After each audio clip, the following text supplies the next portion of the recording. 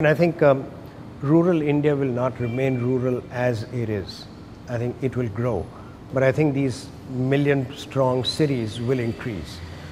My hope is that we will manage those cities better. And if we don't, then we are in deep trouble. So I think city management is not something that has been looked at in any serious manner by anyone.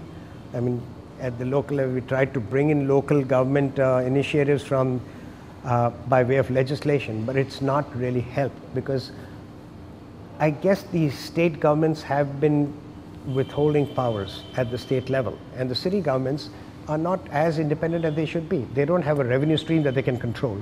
And if they can't control the revenue stream, how do they put in all of the other benefits which society and citizens require? That's something which you see again in Mumbai.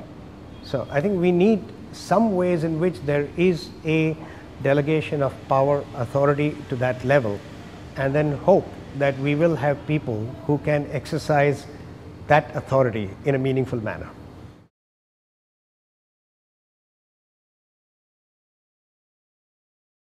I mean, if you were to take Mumbai as a prime example of mismanagement of land issues, the 1976, which was a year before HDFC was set up, is when you got the Urban Land Ceiling and Restriction Act coming in.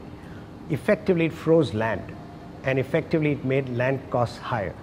Mumbai, till about 10 years ago, 90% of the cost of a house was the cost of land. I mean, if that doesn't make it clear to anyone as to which end of the housing problem you need to address, I don't know what can. So we need to address the land issues. And I think it's become so scarce that I think people are unwilling to do anything which will release more land. It's almost like being in the luxury goods market. How do you maintain your exclusivity? By restricting your supply. And that's, I think, what is happening. So the only way to do it is either we increase the supply of land in urban areas, or we make it more accessible with improved transportation systems. The third is basically taking everything that you think you get in urban areas out there into the rural hinterland.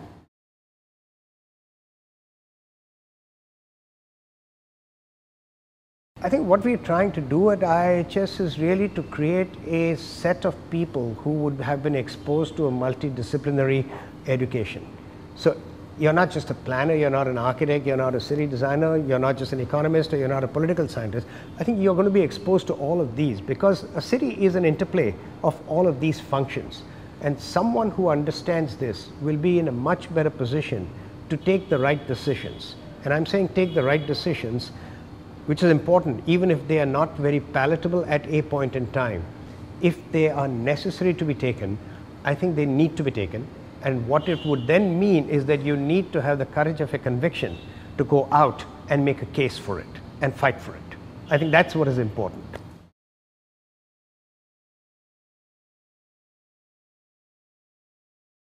Is it possible? It's not been tested before. Is it important? Most definitely. I mean, the last thing you want is an academic coming here and telling you how the world should be. The second worst thing is to get a practitioner who will tell you without understanding what the implications of other things are. I think what we need is a mix of the two. And I think that's what the big challenge is going to be for us. Can we take a practitioner and convert him into a part academic? Or can we take an academic and get him to go out into the real world and see what the practice is about? I think exposure that our students will get by interacting with people of this nature is, I think, what's going to be the uniqueness of this institution.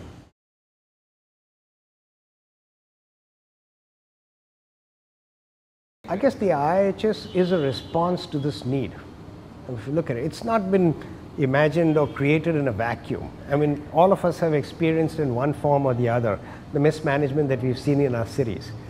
And I think that the hope is that the graduates coming out of the IIHS would address these issues, would reach positions of influence, and therefore not just at the execution level, but at policy levels, be able to influence how cities grow, how cities function.